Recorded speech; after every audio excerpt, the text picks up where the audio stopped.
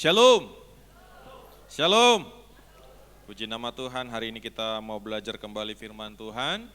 Mari kita buka Alkitab Kisah Rasul pasal yang kedua, ayat yang ke-41 sampai yang ke-47. Roh Kudus sudah dicurahkan dan gereja adalah hasil karya Roh Kudus. Kita tidak lagi menanti Roh Kudus karena Roh Kudus sudah dicurahkan. Dan bagaimana Roh Kudus itu bisa berkarya dalam kehidupan kita, itu yang lebih penting daripada sekedar manifestasinya. Dan akibat kedahsyatan Tuhan, akibat Roh Kudus itu, kita boleh melihat ada ciri-ciri gereja yang dipenuhi Roh Kudus. Yang pertama dalam firman Tuhan yang kita baca ini adalah gereja yang bertekun dalam pengajaran. Bapak Ibu, kenapa dikatakan di sini pengajaran rasul-rasul? Ketika gereja mula-mula hadir dan berdiri, mereka belum mengalami yang namanya Alkitab sehingga tidak ada tolak ukur. Memang perjanjian lama sudah ada, tapi itu hanya sekedar gulungan-gulungan. Dan itu hanya ada di bait Allah. Orang hanya bisa mendengar firman Tuhan kalau mereka datang ke bait Allah dan dibacakan itu. Sehingga bagaimana mereka bisa mendapatkan pengajaran yang benar, makanya dikatakan sini pengajaran rasul-rasul. Kenapa pengajaran rasul-rasul? Karena rasul-rasul lah yang pernah berjumpa langsung dengan Tuhan itu. Karena rasul-rasul lah yang mereka mengalami Tuhan dalam hidup mereka. Jadi pengajaran mereka itu valid, pengajaran mereka itu sah, pengajaran mereka itu bisa dipertanggungjawabkan karena mereka saksi, mereka mengalami, mereka ada di dalam kisah itu. Sehingga mereka bukan orang ketiga yang berkata-katanya, tapi mereka adalah langsung orang yang mengalaminya. Bapak Ibu, sangat penting. Gereja yang dipenuhi Roh Kudus adalah gereja yang bertekun dalam pengajaran. Hari-hari ini dengan kemajuan teknologi, media sosial, begitu banyak orang bisa memberikan pengajaran-pengajaran lewat media. Dan kalau kita tidak hati-hati, ada beberapa penyimpangan-penyimpangan di dalamnya. Gereja yang dipenuhi Roh Kudus adalah gereja yang bertekun dalam pengajaran. Karena kita tahu pengajaran itu adalah pondasi dari iman. Pengajaran itu kalau seperti bangunan itu adalah pondasi yang menentukan kualitas hebatnya bangunan ini. Kadang kita lemah dengan ajaran kita, sehingga kita itu gampang diporak-porandakan. Berapa banyak orang gampang sekali beralih keyakinan karena mereka nggak punya pondasi iman yang kuat. Kita tahu ketika gereja hadir di dunia, yang pertama dilakukan itu bukan misi, tetapi pertama dilakukan adalah pondasi kehidupan. Pondasinya harus kokoh, pondasinya harus kuat. Tanpa pondasi yang kuat kita nggak akan pernah bisa hebat. Kita nggak akan pernah bisa menyuarakan kebenaran karena kita nggak yakin dengan kebenaran itu sendiri. Gereja yang dipenuhi Roh Kudus yang pertama mereka hidup dalam pengajaran karena pengajaran menghasilkan pondasi iman. Ajaran firman Tuhan menuntun kita untuk mengenal Tuhan dan mengajari kita bagaimana kita hidup sebagai anak Tuhan. Makanya dalam 2 Timotius 3:16 dikatakan, ayat mulai 15, ingatlah juga bahwa dari kecil engkau sudah mengenal kitab suci yang dapat memberi engkau hikmat kepadamu, menuntun engkau kepada keselamatan oleh iman kepada Yesus Kristus. Artinya pengajaran itu menuntun kita untuk mengenal juru selamat itu. Bapak Ibu saudara kasihlah nama Tuhan Yesus, itulah salah satu karya Roh Kudus. Dan Roh Kudus itulah yang membimbing kita ke dalam kebenaran. Tapi bagaimana kita bisa dibimbing kalau kita nggak belajar? Betapa konsennya kita menginvestasikan uang dan waktu kita untuk anak kita bisa belajar sampai perguruan tinggi. Bahkan orang bisa menjual sawitnya, menjual hartanya, karena istilah orang Batak, anak kokido, hamoraon diau. Rela orang tuanya nggak makan, yang penting anaknya sekolah. Karena apa? Supaya anaknya belajar, supaya anaknya tahu, supaya anaknya bisa, supaya anaknya mengerti. Dan saya mau katakan hal yang sama juga harusnya terjadi di dalam kebenaran firman Tuhan. Mari kita hidup dalam pengajaran. Supaya dikatakan, supaya dengan demikian tiap-tiap manusia kepunyaan Allah diperlengkapi untuk perbuatan baik. Ketika kita belajar pengajaran-pengajaran firman Tuhan itu, kita difasilitasi, kita diperlengkapi, sehingga kita punya kemampuan untuk melakukan kebaikan dalam kehidupan kita. Itulah ciri khas gereja yang dipenuhi Roh Kudus. Gereja yang hidup dalam pengajaran. Karena kita tahu firman Tuhan itu diilhamkan bermanfaat mengajar, menyatakan kesalahan, memperbaiki kelakuan, dan menuntun, mendidik dalam kebenaran. Bapak Ibu, itu poin pertama saya ingin sampaikan kepada kita. Mari kita terus belajar. Mari kita punya antusias untuk belajar, punya niat untuk belajar. Cari tahu kebenaran firman Tuhan. Jangan kita nggak tahu cerita Yunus. Jangan kita nggak tahu cerita Sakeus itu gimana sih. Gereja mula-mula mereka didoktrin karena mereka tahu itulah pondasi. Makanya saya ingin katakan Bapak Ibu, kalau anak-anak mereka sudah punya pondasi hidup, dilempar di mana saja mereka jadi. Gak usah takut Bapak Ibu kalau mereka sudah pondasi imannya kuat, mau kuliah di mana saja aman hidupnya. Mereka bisa jatuh, bisa. Tapi pondasi hidup mereka akan membuat mereka bangkit kembali. Karena apa? Sudah ada pengajaran.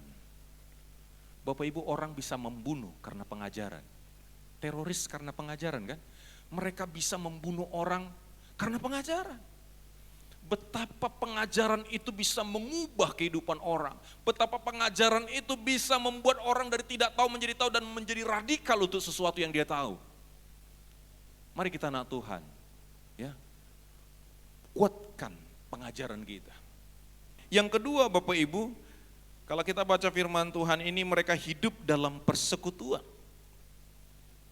Persekutuan itu sifatnya vertikal dan horizontal. Makanya salib itu adalah dua balok yang berbeda posisi. Ada balok yang ke atas itu vertikal, ada balok yang horizontal, datar. Namanya salib tidak boleh baloknya itu hanya vertikal saja. Dia harus horizontal satunya.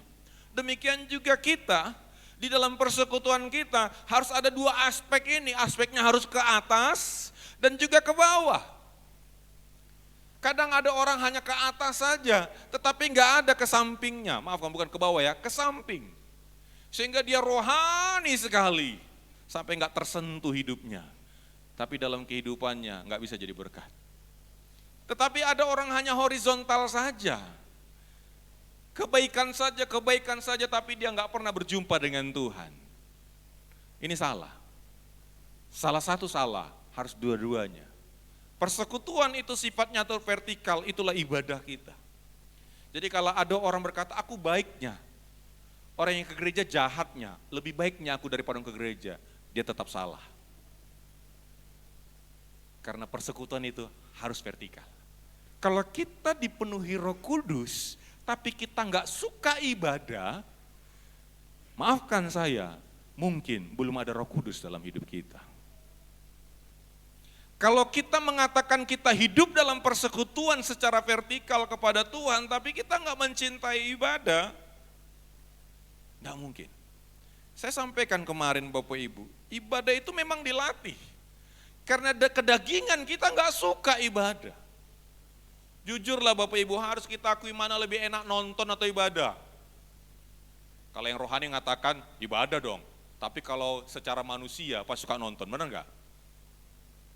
Kalau ibadah 2 jam, sudah ada yang agak sedikit panas kursinya, bukan pantatnya ya, kursinya yang panas. Tapi kalau nonton, saya juga termasuk orang yang suka nonton Bapak Ibu. Kalau disuruh memilih, kedagingan kita ini lebih suka nonton daripada ibadah. Makanya perlu dilatih. Samalah, lebih suka makan daripada barbel apa makan? Makan. Kalau kita mau olahraga itu kayaknya sulit kali. Tapi kalau makan, wah kayaknya aduh ada saja. Ada saja berkat ya, rezeki nomplok macam-macam. Tapi kalau olahraga nggak ada rasanya, rezeki nomplok olahraga nggak ada. Karena harus diusahakan, harus diperjuangkan. Demikian juga ibadah, tetapi persekutuan itu harusnya bersifat vertikal. Di sana ada ibadah, di sana ada pujian penyembahan, di sana ada doa di dalamnya. Kita berelasi menjalin hubungan kita dengan Tuhan secara personal.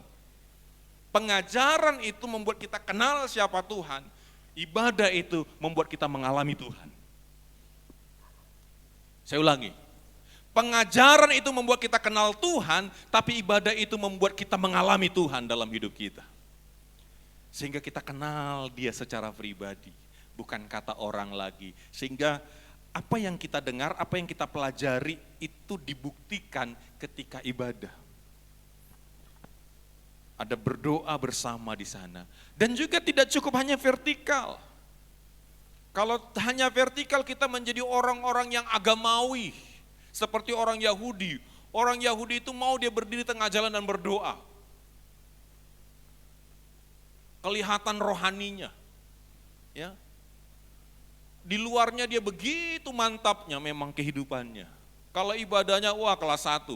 Ya. Kalau bisa hari Senin sampai Sabtu ibadah teruslah di gereja. Tapi kalau tidak ada horizontalnya juga sama saja. Tidak ada artinya. Kalau hanya garis satu saja juga enggak maksimal. Dia harus ada horizontal sehingga dia plus. Tuhan ingin kita plus, bukan hanya sekedar ada. Horizontal itu berarti kita beribadah berjumpa dengan sesama.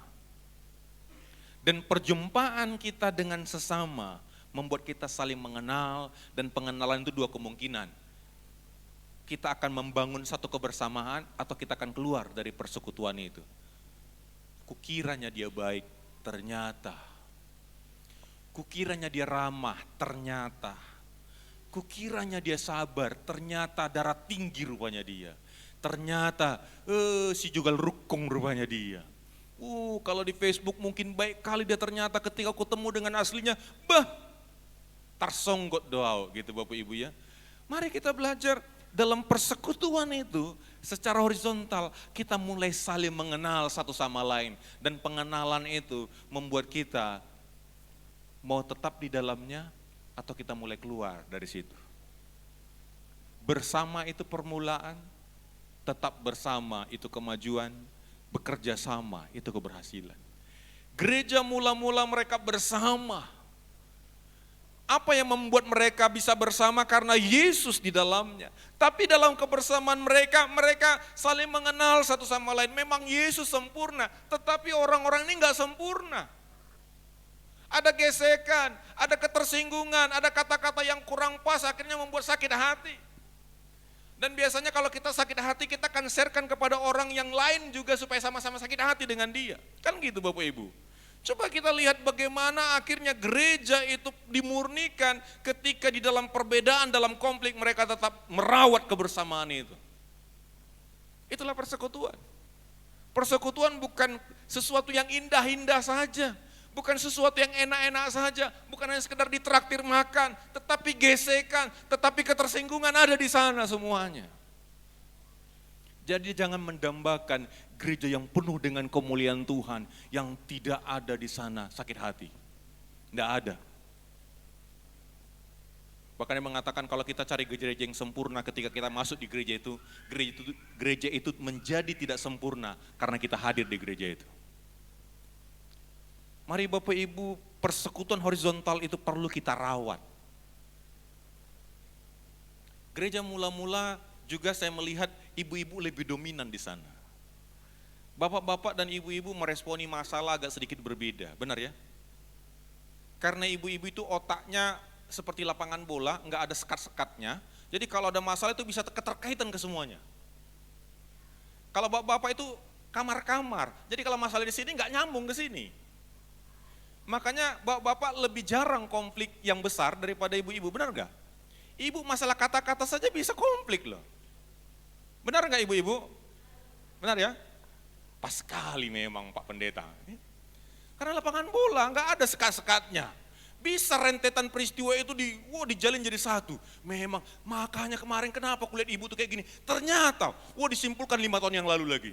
Iya makanya pernah aku bersinggungan sama dia. Mulai cari 30 tahun yang lalu. Padahal usianya masih 25. 30 tahun yang lalu pula dicarinya. Enggak mungkin. Tapi itulah keterkaitannya. Saya yakin murid-murid gereja mula-mula itu mereka ada di tempat yang seperti itu. Mereka bukan kumpulan orang-orang yang sempurna. Mereka kumpulan orang-orang yang bermasalah di keluarga, bermasalah di pekerjaan, bermasalah di ekonominya. Mereka kumpul di sana. Mereka bukan konglomerat, mereka juga bukan konglomerat. Mereka adalah orang-orang berbagai suku, kaum bahasa, berbagai budaya, berbagai karakter. Bapak Ibu Saudara kasih, kita boleh bayangkan ini gak gampang hidup dalam persekutuan yang seperti ini. Tetapi karena ada Roh Kudus, mereka mau didewasakan di dalam persekutuan itu. Besi menajamkan besi. Enggak bisa kayu menanamkan besi, menajamkan besi, benar ya? harus besi menajamkan besi. Dan ketika ditajamkan Bapak Ibu, pasti ada yang sakit karena tergesek dia. Jadi Bapak Ibu kalau selama di gereja ini ada gesekan-gesekan, berarti saya katakan Bapak Ibu masih hidup. Sadar dan itu penting. Dan mari nikmati, jangan menghindar. Cuman hadir aja lah, aku nggak mau aku terlalu dalam ke sana. Nanti terlalu dalam aku tahu aku semuanya, jadi tersandung aku. Enggak, itulah kesempatan kita. Ketika kita ada di dalamnya, kita akan sadar, ternyata ada juga yang lebih parah daripada aku misalnya gitu ya. Huripudo aku paling cerewet, ternyata ada yang lebih cerewet. Aku kiranya aku yang paling ngomong paling ternyata ada yang paling Di situ kita belajar, tetapi bukan menghakimi. Tapi kita mulai melihat, berkaca, ternyata kita inilah kumpulan orang-orang yang diperbaiki, dimuliakan dan diberkati oleh Tuhan. Secara horizontal, persekutuan itu vertikal dan horizontal harus berjalan bersamaan. Jangan salah satu saja. Kalau hanya vertikal, kita akan sombong rohani. Kalau hanya horizontal, kita nggak pernah mengalami Tuhan dalam hidup kita. Yang berikutnya, gereja mula-mula orang yang dipenuhi Roh Kudus hidup dalam kasih. Bukti sederhana hidup dalam kasih, suka berbagi. Bukti nyata kasih, belajar berbagi. Mereka menjadi percaya dan tetap bersatu, dan segala kepunyaan mereka adalah kepunyaan bersama, dan selalu ada dalam mereka yang menjual harta miliknya, lalu membagi-bagikannya kepada semua orang sesuai keperluannya masing-masing. Mereka langsung mempraktikkan kasih yang luar biasa itu. Belajar berbagi. Ada orang hartanya melimpah, tapi pelitnya juga luar biasa. Saya pernah sampaikan, ada orang kalau ke gereja, dia datang ke gereja, yang dia bawa aja setengah M. Mobilnya, bajunya, sepatunya. Tapi persembahannya lagunya, persembahan kami sedikit sekali. Wow. Itu bukan rendah hati, bukan. Pelit. 2.000. Biasanya kalau mau hari Minggu kan mulai mencari tukar uang. Ya. Makanya kalau uang 100.000 hari Minggu sudah mulai langka di peredaran. Yang mulai muncul itu 2.000, 5.000, 2.000, 5.000. Bapak Ibu, tapi gereja mula-mula mereka belajar berbagi. Mereka enggak pelit. Mereka mau belajar memberi yang terbaik. Berlomba-lomba memberi yang terbaik. Kalau kita mau mendapatkan yang terbaik, jadilah yang terbaik dulu. Kadang kita sukanya dapat yang terbaik, tapi kita nggak mau ngasih yang terbaik. Ya. Hidup dalam kasih, memberikan apa yang mereka miliki. Mari kita belajar bersama-sama. Mungkin ini tidak selalu berbicara tentang materi, memberikan kesaksian hidup kita, ya, saksikan karya Tuhan dalam hidup kita. Tetapi inilah ekspresi dari kasih itu. Mereka belajar mengasihi satu sama lain. Saya nggak tahu Bapak Ibu mereka ini dari berbagai suku kaum bahasa mereka ini nggak kenal sebenarnya. Tapi mereka boleh saling mengasihi. Mari kita juga tidak suka mengkotak-kotakan. Suku. Suku apa itu? Nggak kita itu. Mari kita nggak mengkotak-kotakan dalam banyak hal. Orang Kristen dilatih untuk bertoleransi. Orang Kristen dilatih untuk tidak memandang bulu. Walaupun memang terkadang kita diperlakukan seperti itu, enggak masalah. Demikian juga sesama kita sebagai anak Tuhan. Orang yang mengasihi dia belajar menghargai perbedaan itu. Setiap kita berbeda. Ada ibu-ibu tuh jadi pendengar budiman, ada jadi presenter budiman. Ya kan gitu kan? Mulai dari awal sampai akhir 3 jam pertemuan, 3 jam dia ngomong. Sekali-kali kasihlah kesempatan kepada yang lain. Silakan ibu yang nomor 2 ngomong hari ini. Gitu ya Bapak Ibu ya. Jadi ibu-ibu kalau kumpul lagi nanti gantian yang ngomong. Yang sudah 1 tahun ini ngomong terus udah habis paketnya. Giliran yang lain paketnya. Saya bilang, kita ini kalau terlalu banyak kita makan sesuatu hari ini, jatah kita untuk ke depan sudah habis. Bapak Ibu saudara kasih, mari kita belajar, itulah kasih. Kasih itu merelakan. Jangan berpikir apa yang kudapat. Kalau kasih bukan berbicara apa yang kudapat, tapi apa yang bisa ada sumbangsih dari aku. Yang terakhir, dan semua orang telah menjadi percaya tetap bersama, dan saya tidak akan bahas yang lainnya tentang tanda, tentang lain-lain, tapi coba lihat Ayat yang ke 47 terakhir. Sambil memuji Allah, mereka disukai semua orang. Dan tiap-tiap hari Tuhan menambahkan jumlah mereka dengan orang yang diselamatkan. Kenapa mereka disukai? Karena hidup mereka jadi berkat. Mereka menghidupi pengenalan mereka akan Tuhan. Mereka sedang tidak berteori tentang Tuhan, tapi mereka menghidupi Tuhan. Kalau kita benar-benar menghidupi Tuhan, kita bisa jadi berkat.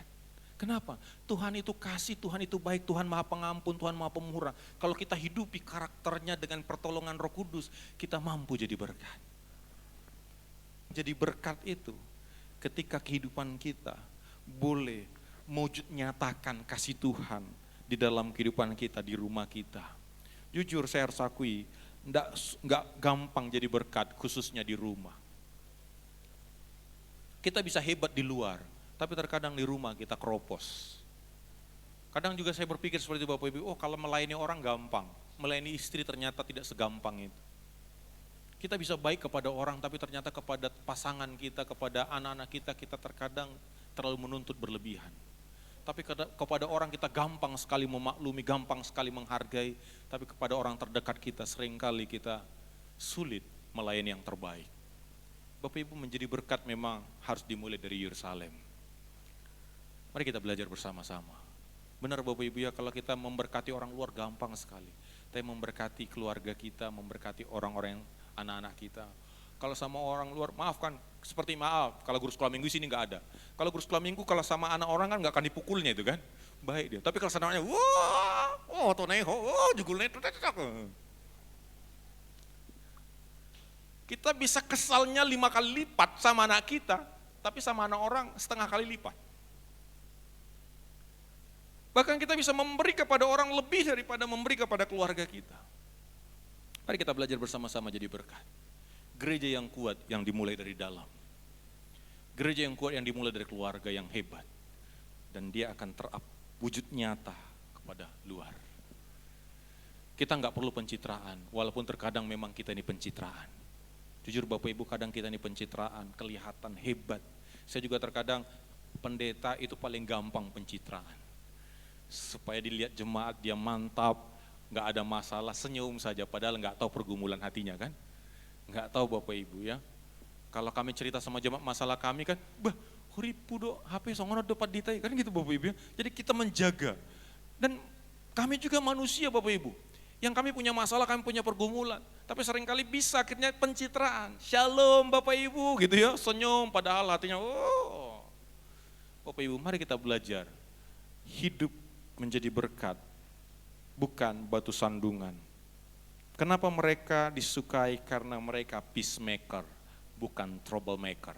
Saya ulangi, kenapa mereka jadi berkat dan disukai? Karena mereka peacemaker, bukan troublemaker. Jangan pembuat masalah, amin. Jadilah pembawa damai dan pembuat kedamaian. Mari kita menjadi peacemaker di keluarga kita, peacemaker di tetangga kita, peacemaker di komunitas kita, di pekerjaan kita. Jangan kita pula yang membuat berantem perusahaan kita. Jangan kita pula yang membuat berantem tetangga kita. Marilah kita peacemaker. Kalau ada itu sesuatu yang gak benar, mari kita damaikan supaya tenang semuanya. Bukan kita sulut jadi api yang menghanguskan semuanya. Mari kita jadi peacemaker. Itulah disukai orang. Itulah yang membuat orang disukai. Bukan hanya sekedar kita memberi, tapi ketika kita memberikan kedamaian lewat kata-kata kita, lewat perbuatan kita. Inilah gereja yang dipenuhi oleh Roh Kudus.